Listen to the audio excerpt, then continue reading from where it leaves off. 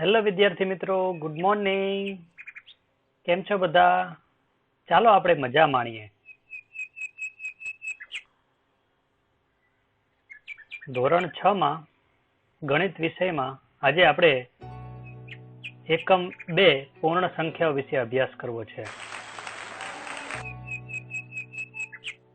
તો એમાં સૌથી પહેલા આપણે પ્રાકૃતિક સંખ્યાઓ વિશે સમજીશું.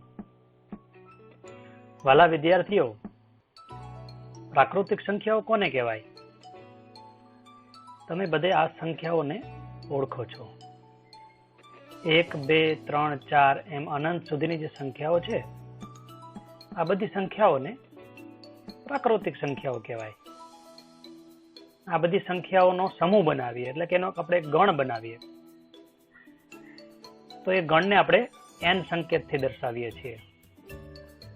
એટલે કે n બરાબર આ બધી સંખ્યાઓને ગણ સ્વરૂપે લખવું હોય તો આવી રીતે દર્શાવવામાં આવે છે.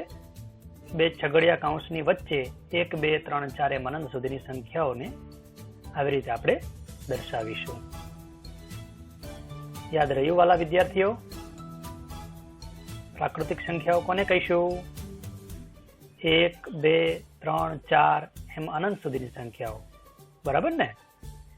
એને કયા સંકેતથી દર્શાવવામાં આવે છે? n, કેપિટલ n, યાદ રાખજો. પ્રાકૃતિક સંખ્યા ગણ કહેવાય, બરાબર ને? ચાલો આપણે આગળ જઈએ. એમાં આપણે પહેલા તરત પહેલાની સંખ્યા એના વિશે અભ્યાસ કરવો છે. કોઈ પણ સંખ્યા હોય ને તરત પહેલાની સંખ્યા શોધવી હોય તો તમે પણ વિચાર કરો કેવી રીતે શોધી શકીએ. કોઈ પણ સંખ્યા હોય એની તરત પહેલાની સંખ્યા, તો એના માટે આપેલ સંખ્યામાંથી એક બાદ કરીશું, બરાબર ને વિદ્યાર્થીઓ? કોઈ પણ સંખ્યા આપેલી હોય, દાખલા તરીકે એક ઉદાહરણ જોઈએ. અહીંયા 20 આપેલા છે. 20 ની તરત પહેલાની સંખ્યા શોધવી છે તો 20 માંથી આપણે એક બાદ કરીશું તો કેટલા મળશે? 19. તો આ 19 ને 20 ની તરત પહેલાની સંખ્યા કહેવાય. ખ્યાલ આવ્યો? અહીંયા તો ઉદાહરણ તરીકે આપણે 20 લીધું છે એટલે કે 2 અંકની સંખ્યા લીધી છે. 3 અંકની સંખ્યા હોય, 4 અંકની સંખ્યા હોય, 5 અંકની સંખ્યા હોય, કોઈ પણ સંખ્યા હોય, એની પહેલાની સંખ્યા આપણે તરત પહેલાની સંખ્યા શોધવી હોય તો એક બાદ કરીશું. સાદી બાદબાકી કરવાની. ખ્યાલ આવી ગયો? ચાલો આપણે આગળ જઈએ. તરત પછીની સંખ્યા, આગળનો મુદ્દો જોયો તેનાથી બિલકુલ ઉલટી પરિસ્થિતિ. તરત પછીની સંખ્યા શોધવી છે આપણે તો શું કરીશું? આપેલ સંખ્યામાં એક ઉમેરીશું, બરાબર ને? પેલામાં શું કર્યું હતું? એક બાદ કર્યો હતો. આમાં એક ઉમેરીશું. ઉદાહરણ જોઈએ એના માટે આપણે. જો અહીંયા 42 સંખ્યા લીધી છે તો 42 ની તરત પછીની સંખ્યા આપણે શોધવી હોય તો 42 માં આપણે એક ઉમેરી દેવાનો. 42 વત્તા 1 કરીએ એટલે 43. તો 43 છે તે 42 ની તરત પછીની સંખ્યા છે. જો અહીંયા પણ 2 અંકની સંખ્યા 42 છે, એવી રીતે 3 અંકની હોય, 4 અંકની હોય, 1 અંકની હોય, કોઈ બી સંખ્યા હોય, એની તરત પછીની સંખ્યા શોધવી હોય તો એમાં એક ઉમેરી દેવાનો, બરાબર? ખ્યાલ આવી ગયો? ચલો આગળ જઈએ. હવે આપણે પૂર્ણ સંખ્યાઓને ઓળખીએ. આપણે આગળ પ્રાકૃતિક સંખ્યાઓ વિશે અભ્યાસ કર્યો તો પ્રાકૃતિક સંખ્યાઓમાં કઈ કઈ સંખ્યાઓ હતી? 1, 2, 3, 4 એમ અનંત સુધી હતી, બરાબર ને? તો એમાં આપણે ખાલી 0 ને ઉમેરી દઈએ એટલે કે 0, 1, 2, 3, 4 એમ અનંત સુધી. તો પ્રાકૃતિક સંખ્યાઓમાં એક શૂન્ય જો ઉમેરાઈ જાય તો એ જે સંખ્યાઓ બધી છે એને પૂર્ણ સંખ્યાઓ કહેવાય. અને આ સંખ્યાઓનો સમૂહ એટલે કે ગણ, પૂર્ણ સંખ્યા ગણ એટલે કે 0, 1, 2, 3, 4 આ બધી જ સંખ્યાઓ છે, 0, 1, 2, 3, 4 એમ અનંત સુધી, આ બધી સંખ્યાઓને ભેગી કરીએ એટલે કે એને સમૂહ સ્વરૂપે, એને ગણ સ્વરૂપે દર્શાવીએ તો એ ગણને આપણે W સંકેતથી દર્શાવીએ છીએ. તો W ને કેવી રીતે દર્શાવાય? તો કે બે છગડિયા કૌંસની વચ્ચે આ બધી સંખ્યાઓને દર્શાવીશું. 0, 1, 2, 3, 4 એમ અનંત સુધી. તો આ ગણ છે તેને પૂર્ણ સંખ્યા ગણ કહેવાય. આગળ આપણે કયો ગણ જોયો? પ્રાકૃતિક સંખ્યા ગણ. એનો સંકેત શું હતો? Capital N. અહીંયા પૂર્ણ સંખ્યા ગણ, એનો સંકેત કેપિટલ W. ખ્યાલ આવી ગયો વિદ્યાર્થી મિત્રો? સરસ, ચલો આગળ જઈએ. અહીંયા કેટલાક પ્રશ્નો છે. એમાં પહેલો પ્રશ્ન છે, શું દરેક પ્રાકૃતિક સંખ્યા પૂર્ણ સંખ્યા હોય છે? તમે વિચારો, બધા વિચારો. ચલો, શું પ્રશ્ન છે? દરેક પ્રાકૃતિક સંખ્યા. શું પ્રશ્ન છે?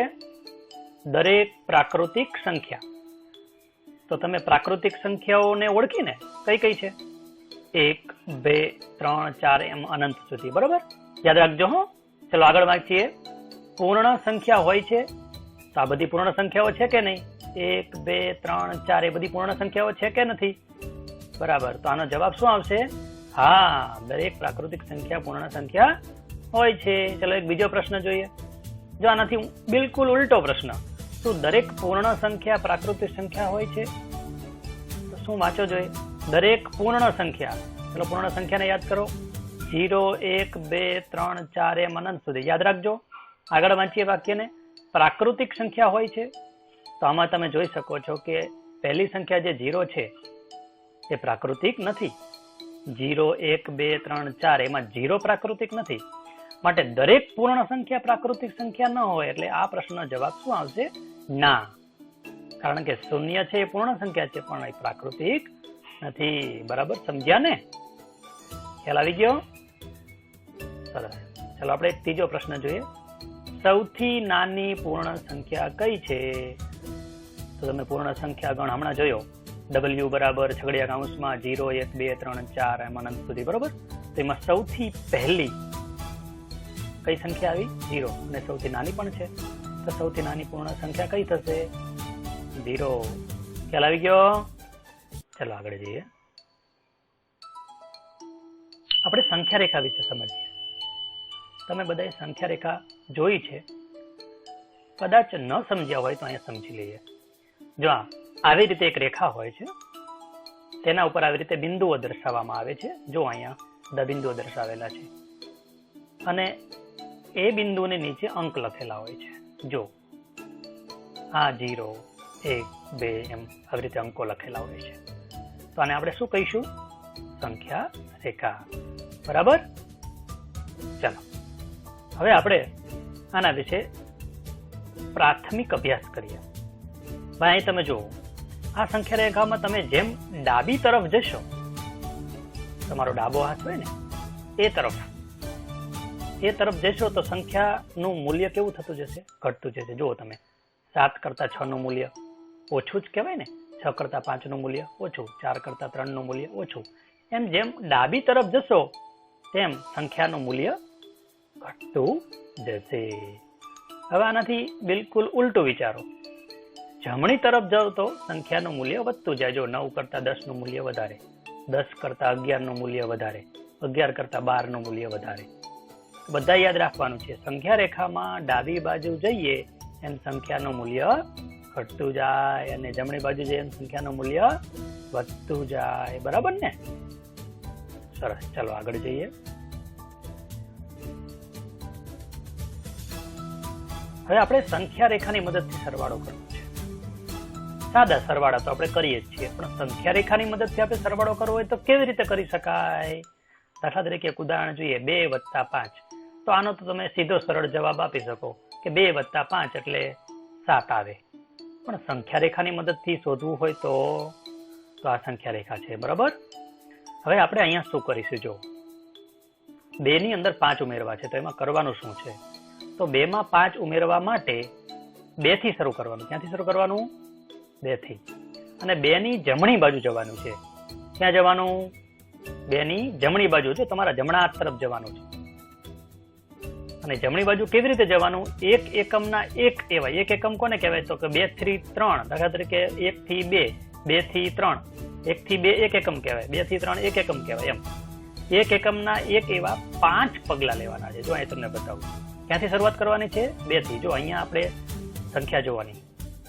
કઈ સંખ્યામાં કઈ સંખ્યા ઉમેરવાની છે? તો કે 2 માં 5 ઉમેરવાના છે. શરૂઆત 2 છે. અહીંયા જો પહેલા 2 છે ને, તો આપણે 2 થી શરૂઆત કરીશું. કેટલા પગલા ભરવાના છે? તો પાછળ જે સંખ્યા હોય કેટલા પગલા ભરવાના, પહેલી જે સંખ્યા હોય ત્યાંથી શરૂઆત કરવાની. તો 2 થી શરૂઆત કરીશું અને 5 પગલા ભરીશું. જ્યારે ઉમેરવાના હોય ત્યારે કઈ બાજુ જવાનું છે? જમણી બાજુ. ખ્યાલ આવી ગયો? ચાલો આપણે 2 થી શરૂઆત કરીએ. 2 થી શરૂ કરવાનું, 5 પગલા ભરવાના. ચલો આ 1 પગલું, આ બીજું પગલું, ત્યાર પછી આ ત્રીજું પગલું, આ ચોથું પગલું અને આ 5મું પગલું. જો 5 પગલા આપણે ભરીએ તો 5 પગલા જતા ક્યાં પહોંચ્યા આપણે? 7 ઉપર. કઈ જગ્યાએ પહોંચ્યા? 7 ઉપર. તો કે 2 માં 5 ઉમેરતા કેટલો જવાબ આવ્યો? 7. આ રીતે આપણે સંખ્યા રેખાની મદદથી પણ સરવાળો કરી શકીએ. ખ્યાલ આવી ગયો વિદ્યાર્થી મિત્રો? ઓકે, સરસ. ચાલો હવે બાદબાકી કરીએ. સંખ્યા રેખાની મદદથી બાદબાકી. અહીંયા સંખ્યા છે 6 - 2, તો 6 માંથી 2 જાય 4 આવે. આપણે સીધો જવાબ આપી શકીએ છીએ. પણ સંખ્યા રેખાની મદદથી કેવી રીતે બાદબાકી કરી શકાય? તેના માટે પહેલા સંખ્યા રેખા જોઈએ.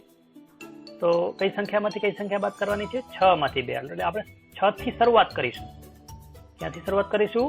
6 થી. અને કેટલા પગલા જઈશું? 2 પગલા. પણ અહીંયા જો બાદબાકી છે. જો બાદબાકી હોય તો કઈ બાજુ ખસવું પડે? ડાબી બાજુ. જો સરવાળો હોય તો જમણી બાજુ. આ યાદ રાખવાનું છે. બાદબાકી હોય તો ડાબી બાજુ ખસવાનું છે. શરૂઆત 6 થી કરવાની. ક્યાંથી શરૂઆત કરીશું? 6 થી. જો અહીંયા વાક્ય લખેલું છે, વાંચો બરાબર. 6 માંથી 2 બાદ કરવા માટે 6 થી શરૂ કરી 6 ની ડાબી બાજુ 1 એકમના 1 એવા 2 પગલા જતા એ જગ્યાએ પહોંચીશું 4 ઉપર. જોઈએ આપણે. ચલો ક્યાંથી શરૂઆત કરવાની છે? 6 થી. કેટલા પગલા ભરવાના છે? 2. કઈ બાજુ? ડાબી બાજુ. તો 1 પગલું અને આ બીજું પગલું. જો જોઈ 4 ઉપર આવી ગયા. કઈ જગ્યાએ આવ્યા? 4 ઉપર. તો 6 માંથી 2 જાય તો 4 આવે. એ સંખ્યા રેખાની મદદથી પણ શોધી શકાય. ખ્યાલ આવી ગયો વિદ્યાર્થી મિત્રો? ચલો આપણે આગળ સંખ્યા રેખાની મદદથી ગુણાકાર કરતા શીખીએ. ઉદાહરણ જોઈએ. 3 × 4. અહીંયા ગુણાકાર છે. આનો અર્થ એવો પણ થાય 3 નો 4 વખત સરવાળો અથવા 3 × 4. તો એ ગુણાકાર સંખ્યા રેખાની મદદથી કેવી રીતે કરી શકાય એ જોઈએ. તો અહીંયા સંખ્યા રેખા છે. તો અહીંયા શું કરવાનું છે? 3 એકમ 4 વખત લખવાનું. જોઈએ. જો 3 ને 4 વડે ગુણવા છે, તેથી 3 એકમ 4 વખત લઈશું. 3 એકમ કેટલી વખત લઈશું? 4 વખત. પણ અહીંયા ધ્યાન એ રાખવાનું છે, આગળ સરવાળા અને બાદબાકીમાં જોયું હતું આપણે કે પહેલી સંખ્યા હોય ત્યાંથી શરૂઆત કરતા હતા, પણ અહીંયા શૂન્યથી જ શરૂ કરવાનું છે. શૂન્યથી શરૂઆત કરવાની છે. શૂન્યથી શરૂ કરવાનું ને શૂન્યની જમણી બાજુ જવાનું છે. કઈ બાજુ જવાનું છે? જમણી બાજુ. કારણ કે અહીંયા બંને સંખ્યાઓ ધન છે. ખાસ ધ્યાન રાખજો. શૂન્યની જમણી બાજુ જવાનું છે. 3 એકમના 4 પગલા લેવાના છે. કેટલા પગલા લેશું આપણે? 3 એકમના 4. ચલો શૂન્ય ક્યાં છે સંખ્યા રેખા ઉપર? જો અહીંયા છે શૂન્ય. તો 3 એકમના 4 પગલા લેવા છે. તો આ પહેલું પગલું જુઓ. આ 3 એકમનું પહેલું પગલું. આ 1 એકમ, 2 એકમ ને 3 એકમ. 3 એકમનું પહેલું પગલું. આ બીજું પગલું, આ ત્રીજું પગલું અને આ ચોથું પગલું. તો 4 પગલા લેતા કઈ જગ્યાએ પહોંચ્યા? 12 ઉપર. તો 3 અને 4 નો ગુણાકાર કેટલો આવશે? 12. તમે બધા જાણો છો કે 3 ચોક 12 થાય. પણ એ સંખ્યા રેખાની મદદથી કેવી રીતે શોધી શકાય? આ રીતે શોધી શકાય. યાદ રહ્યું બાળકો? ગુણાકારમાં ક્યાંથી શરૂ કરવાનું? શૂન્યથી. બરાબર. કઈ બાજુ જવાનું? જમણી બાજુ. ધન સંખ્યાઓ છે. બરાબર છે. આપણે ધન સંખ્યાઓ જ આવશે. 3 એકમના કેટલા પગલા લેવાના છે? 4 પગલા. જો અહીંયા પાછળ જે અંક છે એટલા જ પગલા લેવાના છે, પણ 3 એકમના 4 પગલા લેવાના છે. સમજાઈ ગયું? ઓકે, સરસ. ચાલો પહેલો પ્રશ્ન. 1999 ના પછી તરત આવતી 3 પ્રાકૃતિક સંખ્યાઓ લખો. આવો પ્રશ્ન છે. તો આપણે સૌથી પહેલા શીખ્યા કે કોઈ પણ સંખ્યાની તરત પછી આવતી સંખ્યા કઈ, તેના માટે શું કરીએ છીએ? તો એમાં +1 ઉમેરીએ છીએ. અહીંયા આપણે એક જ સંખ્યા શોધવાની, 3 સંખ્યા શોધવાની છે. તો પહેલા આપણે 1 ઉમેરીશું, જે જવાબ મળે ફરી એમાં 1 ઉમેરીશું, જે જવાબ મળે ફરી એમાં 1 ઉમેરીશું. તો 1999 માં તમે 1 ઉમેરો તો કેટલા આવશે? તમને બધાને ખબર છે ને, 2000 આવે. 1999 માં તમે 1 ઉમેરો એટલે કેટલા આવે? 2000. તો 1999 પછી તરત પહેલી સંખ્યા કઈ આવશે? 2000. આવી 3 સંખ્યાઓ શોધવાની છે. હજી 2000 ની અંદર પાછા 1 ઉમેરીશું તો 2000 + 1 એટલે કેટલા આવશે? 2001. હજી 1 ઉમેરીશું 2001 માં તો 2002. એટલે આવી રીતે 2000, 2001 અને 2002 આ 1999 પછીની તરત આવતી 3 પ્રાકૃતિક સંખ્યાઓ છે. બીજો પ્રશ્ન જોઈએ. 5001 ના પહેલા તરત આવતી 3 પૂર્ણ સંખ્યાઓ લખો. આવો પ્રશ્ન છે. 5001 તો તરત પહેલા આવતી સંખ્યાઓ શોધવા માટે શું કરીએ છીએ? આપણે એક બાદ કરીએ છીએ. તો ચલો 5001 માંથી 1 બાદ કરો તો 5000. તો તરત પહેલાની સંખ્યા કઈ આવશે? 5000. હજી 5000 માંથી 1 બાદ કરો તો 4999. હજી 1 બાદ કરો 4998. ખ્યાલ આવ્યો? ઓકે. તો 4998, 4999 અને 5000. આ ત્રણેય જે સંખ્યાઓ છે એ 5001 ની પહેલા તરત આવતી 3 પૂર્ણ સંખ્યાઓ છે. બરાબર. ચલો ત્રીજો પ્રશ્ન. 345 અને 354 એમાં સંખ્યા રેખા ઉપર કઈ સંખ્યા ડાબી બાજુ આવે અને કઈ સંખ્યા જમણી બાજુ આવે? તો સંખ્યા રેખા ઉપર આપણે શીખ્યા કે ડાબી બાજુ જે સંખ્યા હોય ને નાની હોય અને જમણી બાજુ જે સંખ્યા હોય એ મોટી હોય. હવે આમાં જુઓ તમે 345 અને 354 એમાં નાનું કોણ છે? 345 તો એ ડાબી બાજુએ આવશે અને 354 જમણી બાજુએ આવશે. ખબર પડી? ખ્યાલ આવી ગયો? ઓકે, સરસ. જો વાલા વિદ્યાર્થીઓ, જો આપને ગમ્યું હોય તો લાઈક કરવાનું ભૂલતા નહીં. આ ખાસ તમને મારી નમ્ર વિનંતી છે. તમે વિડીયો જોશો એટલે નીચે એક અંગૂઠા જેવું લાઈક નું નિશાન આવશે. બરાબર? હાથ અને અંગૂઠો હશે, લાઈક કહેવાય. લાઈક કરવાનું ભૂલતા નહીં. બરાબર? પછી શેર પણ કરજો. તમને ગમ્યું હોય તો તમારે બીજાને મોકલવાનું. બરાબર? અને જો સબસ્ક્રાઇબ ન કર્યું હોય તો સબસ્ક્રાઇબ કરજો વાલા વિદ્યાર્થીઓ. બરાબર? કે સરસ. એ મજા આવી ને આજે? સરસ. આવજો.